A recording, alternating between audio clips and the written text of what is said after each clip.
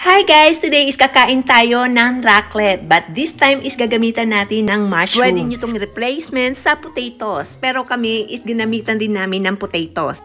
Okay, umpisa na natin i-melt itong ating cheese. And on top is nilagay natin yung ating mushroom.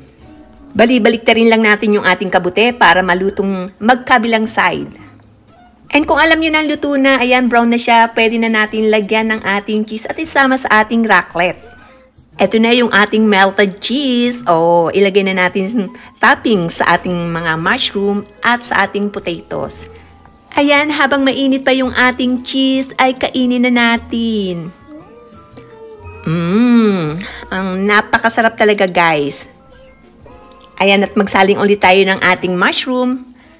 At of course, ang ating cheese. Ayan, so paulit-ulit lang natin gawin para makatapos tayo ng pagkain. Ang sarap ng mushroom na may melted cheese. Ayan o, talagang kitang-kita nyo, talagang, ayan, nagtunaw na tunaw yung ating cheese. Swak na swak sa panlasa. O diba, sarap-sarap talaga. Ayan na ulit ang ating mga mushroom at luto na.